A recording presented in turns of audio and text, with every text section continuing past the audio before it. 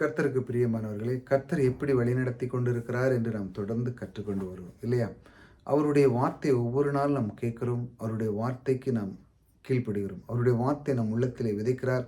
அவருடைய வாக்குத்தத்தங்கள் நம்முடைய உள்ளத்திலே அவர் விதைத்து நம்முடைய அற்புதமாக வழிநடத்துகிறார். நம்முடைய வாழ்க்கையில பாருங்க, எல்லாமே வழிநடத்தலே மூலமாக நமக்கு அவர் வழிநடத்தி நம்முடைய வாழ்க்கையை மிக சிறப்பாக செய்கிறார்.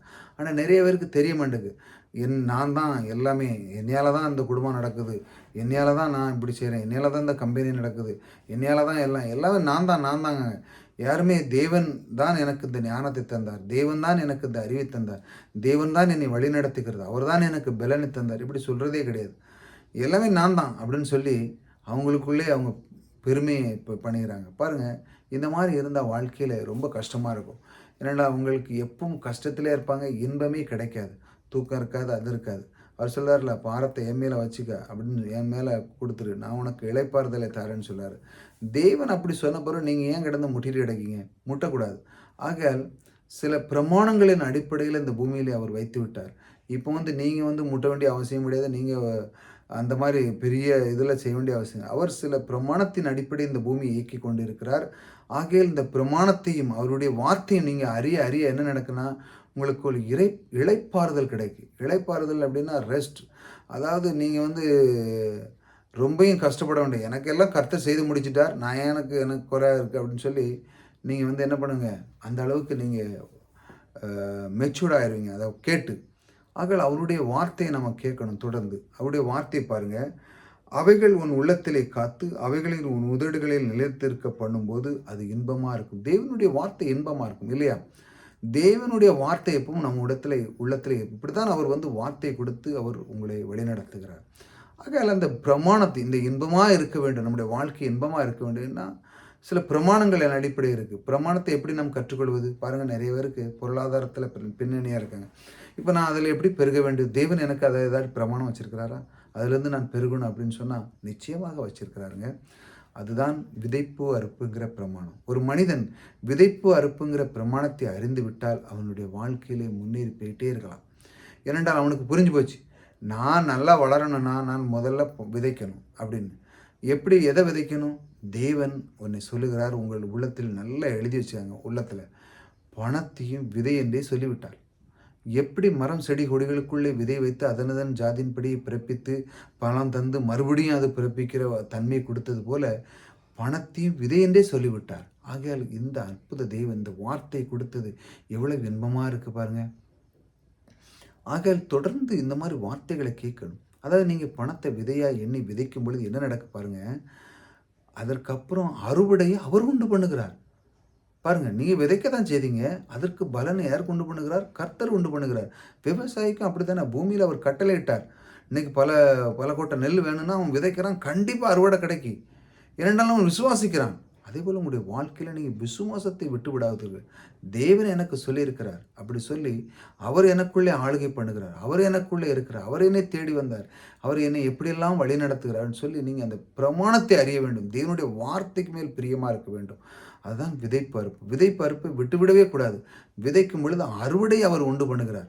உங்களுக்கு தேவையானது உங்களுடைய குடும்பத்தில் எந்த இதெல்லாம் சந்திக்க வேண்டுமோ பணத்தின் மூலமாக அனைத்தையும் அவர் பூர்த்தி பண்ணுவர் உங்களுக்குள்ளே இருக்கிறார். ஆக நீங்கள் சத்தியத்தை அறிந்து கொள்ளுங்கள், சத்தியம் உங்களை விடுதலையாக்கும். இப்போ நான் கொடுத்து கொண்டு இருக்கிற தேவனுடைய வார்த்தை சத்தியம். இந்த மாதிரி நான் செய்கிற இந்த ஊழியத்துக்கு, தேவன் எனக்கு கொடுத்த இந்த ஊழியத்துக்கு நீங்கள் உதவலாம். தேவன் இந்த ஊழியத்தின் மேல் பிரியமாக இருக்கிறார். அவருக்கு எனக்கு கொடுத்த அந்த வார்த்தை, அவர் கொடுத்த இந்த சேனலோட பேர், இதெல்லாம் அவர் கொடுத்தது. அவரே எனக்கு தரிசனமாய் கொடுத்தது. நீ செய், நான் உன்னோடு கூட இருக்கிறேன்னு சொல்கிறார். ஆக கர்த்தர் என்னோடு கூட இருந்து இடைப்பட்டு உங்களோடு பேசுகிறார். அவர் சொல்லுகிறார், நீ பெருகடா அப்படின்னு சொல்லி. எனக்கு பார்க்குற எல்லா சப்ஸ்கிரைபர் எல்லாருமே நீங்கள் கோடான கோடி பெருக வேண்டும், கோடீஸ்வரர் ஆக வேண்டும். நீங்கள் எப்பொழுதும் வாழாமல் தலையாக இருக்கணும். நீங்கள் பல பேர்களுக்கு சம்பளம் கொடுக்குறவர்களாக முதலாளியாக தான் ஆக வேண்டும். நீங்கள் எல்லாருமே முதலாளி ஆக வேண்டும். நீங்கள் பார்த்துருக்கிற எல்லாருமே, நீங்கள் இன்று முதல் நான் சொல்கிறேன், நீங்கள் எல்லாருமே முதலாளி ஆகுவீங்க. தேவன் உங்கள் மேல் ஆசீர்வாதத்தை கூறிவிட்டார். உங்கள் மேல் அனாதி அன்பு வைத்து விட்டார். நீங்கள் ஒவ்வொரு நாளும் நீங்கள் பார்ப்பீங்க பாருங்கள் வளரதை. நீங்கள் விதைக்க ஆரம்பிக்கும் பொழுது உங்களுடைய வாழ்க்கை திறனை மாறதை பார்ப்போம். நீங்கள் எல்லாம் நீங்கள் ஊழியத்துக்கு விதைச்சிங்க, இன்னும் நீங்கள் எத்தனை ஊழியத்துக்கு தாங்குறவர்களாக உங்களை மாற்ற போகிறார்.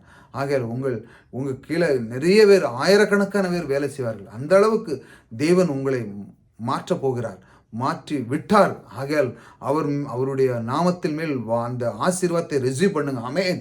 எனக்குள்ளே இருக்கிறார், என் கர்த்தர் எனக்குள்ளே இருக்கிறார், என்னை உயர்த்துகிறவர் எனக்குள்ளே இருக்கிறார், நான் சோர்ந்து போக மாட்டேன், என்னை வாளாக்காமல் தலையாக்குறவர் எனக்குள்ளே இருக்கிறார் என்று சொல்லி நீங்கள் உற்சாகமாக எழும்பும் பொழுது உங்களுடைய வாழ்க்கையை பாருங்கள். இந்த வருஷத்துக்குள்ளே பாருங்கள், கண்டிப்பாக உங்கள்கிட்ட உங்கள் வேலையில் உங்கள் கூட நீங்கள் தான் முதலாளி இருப்பேன், உங்களுக்கு இல்லை ஆயிரக்கணக்கான பேர் வேலை செய்வாங்க.